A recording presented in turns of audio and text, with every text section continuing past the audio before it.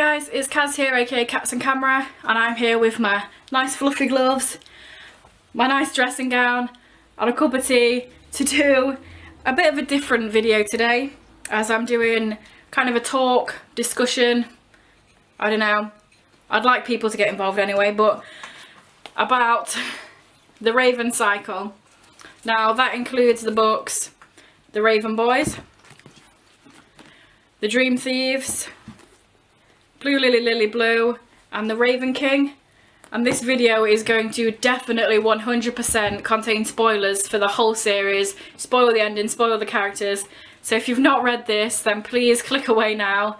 Definitely go and read them, and then maybe come back and you can discuss what I'm discussing and put your own thoughts and opinions in the comments below. But anyway, for those that have read it, I will get started. I got the Raven Boys for Christmas, and I read this, really enjoyed it, and had to get the next three really quickly. And the thing I love the most about these books is the characters. It's such a character-driven series. There's a lot going on otherwise, but it's definitely the characters that make this such a good series. They've all got their own thoughts, own opinions, own personalities, their own reasons for doing things, and I even love the way that they've each got a surname as well. I know that seems really weird, but a lot of books there's just a first name and that's who you know them by, but we know these characters by their whole names, and it just feels like you get to know the person a lot more. I don't know if other people agree with that or if they don't. Gansey is such a good main character. It would be so easy to just see him as a poor little rich kid trying to do stuff, but he's got loads of money so he can do whatever he wants. And so often teenagers with a lot of money, especially in private schools, in books, in films, in TV shows, they always see him a little bit careless, a little bit condescending. But I really love the way that Maggie Stiefvater has written Gansey, because you can tell that he doesn't mean to sound condescending, he doesn't mean to seem like he can just throw his money at a problem and it can go away. Is when you're in his point of view, in his head, you can see him ticking things over, thinking about it. He doesn't want to make Adam feel bad for being poor, and I just think it's really well written, and he's definitely a really good main character for everybody to bounce off of and follow into this whole Welsh King business. And next, I just mentioned him, Adam, so I'll talk about him. I love Adam's portrayal and his arc over the whole series, from, like I say, being the poor kid, abusive parents, trailer trash, as people could say, all the way to getting his own place, is making his own way at school. I think it's very real of him to feel less than Gansey and Ronan, to feel like he isn't good enough, to feel like because he hasn't got money that Gansey can kind of own him if he tries to lend him money or lets him stay at his place or anything like that. It's a really real feeling, because I remember when I was at school, definitely not to this extremes, but I was kind of the poor one in my group of friends, and I felt so weird if anybody would offer to pay something for me. I wouldn't go out. They used to go to trips to Nottingham to ice skate. I'd never go there because I couldn't afford it and I wouldn't want anyone else to pay for me. So I can definitely see where Adam's coming from when he feels, like I say, less, or he feels not as good as Gansey because he hasn't got money and he doesn't want to feel like he'll owe him anything if he takes anything off him. So I can definitely see where he comes from there. But I'm really glad that in the last book, towards the end, he's definitely kind of rethinking himself and thinking, actually, he's trying to help me because we're friends, not because I'm poor and he's rich so he can. So that was a really good arc. Next up, Ronan. Ronan Lynch. I've just said it, but the arc of his character, I can say this for all of the characters, but he's such a complex character. Would have been so easy for people to just not like him as a character, because he does come off very abrasive, very brash. brass, very to the point, but a lot of the times in a very negative way. But I definitely like his character. From straight away I love this character, and it's nice that you do get to see a bit of him, the nicer side of him, or the more open side, especially with his brother Matthew, who was made by him in his dreams. Everybody who's read this, hopefully, that's watching this, they'll know what I'm on about. But seriously, it's crazy, the twist in this book. Next up, Blue. She's very Tumblr. Not in a bad way, because sometimes you can say that in a negative way, but she's very feminist. She's very got her own points. She wants to be her own person. She wants to live her own life. And I just love that whole dynamic of her home life. I think that's the best bit about her character. It just, everybody, even the secondary characters, her mum, we've got Persephone, Calla, all of those, they've all really well written. I mean, that's something that you could never fault these books on. Even if you don't like the storyline, if you don't like the end or the middle or whatever, but the characterization of even the smallest characters that might even seem insignificant is so well written in these books. Like, I don't know how people could not like it just for that. But yeah, so Blue, this right, this whole thing with her, if she kisses a true love they'll die, that's on this book, that's what it says at the front, that's the tagline, and it could so easily have been just another really heavily romance filled, not very heavily plot filled book. But I'm really glad that it was kind of a back burner thing. She mentions it a lot, but not in a way that it's the main part of the story. It's not overly romancy, it's not this sort of Romeo and Juliet or anything like that.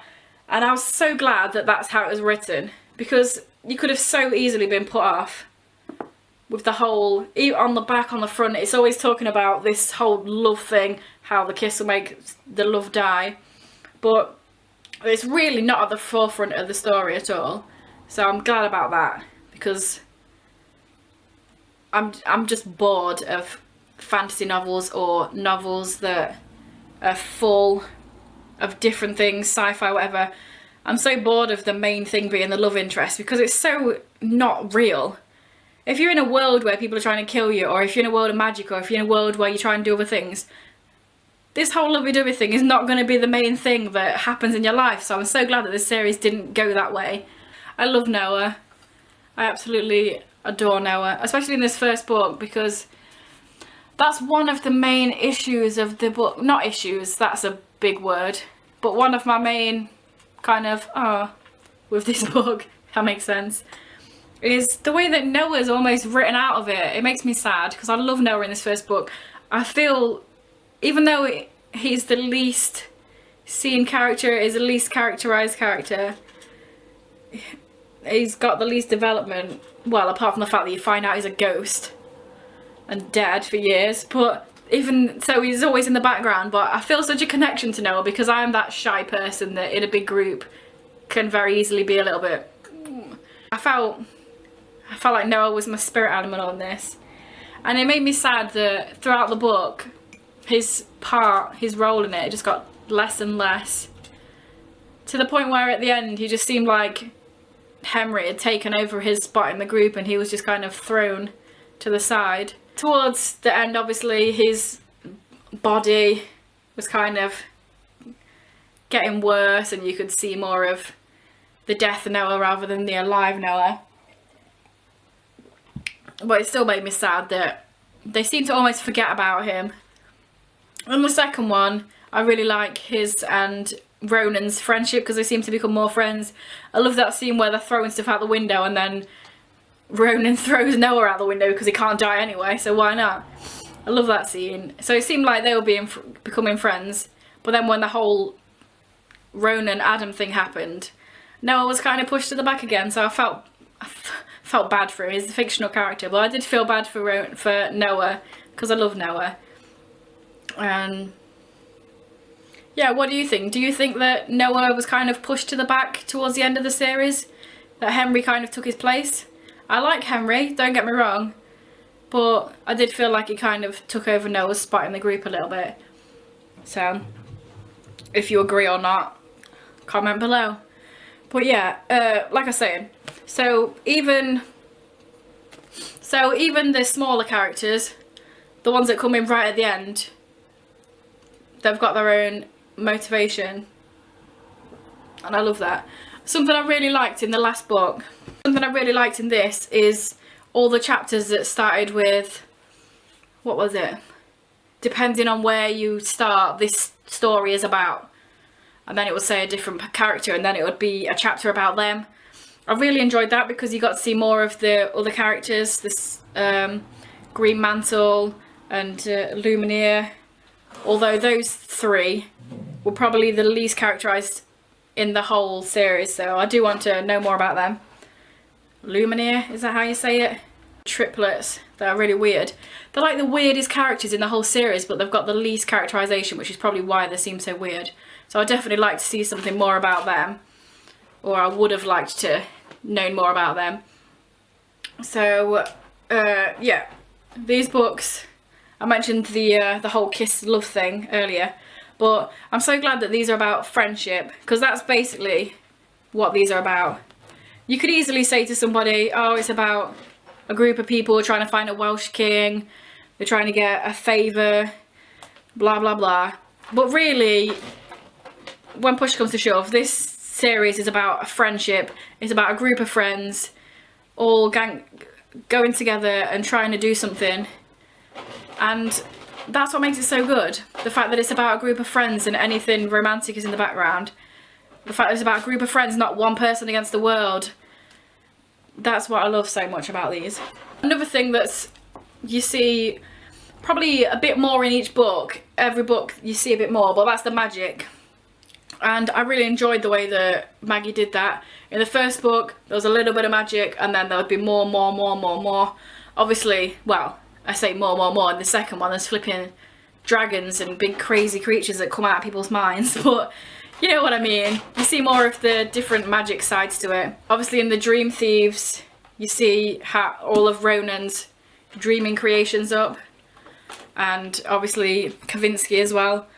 And that's one side of the magic, but then as your series goes on, obviously you see more of Cave's water, that sort of magic, waking Gwenllian and the demon.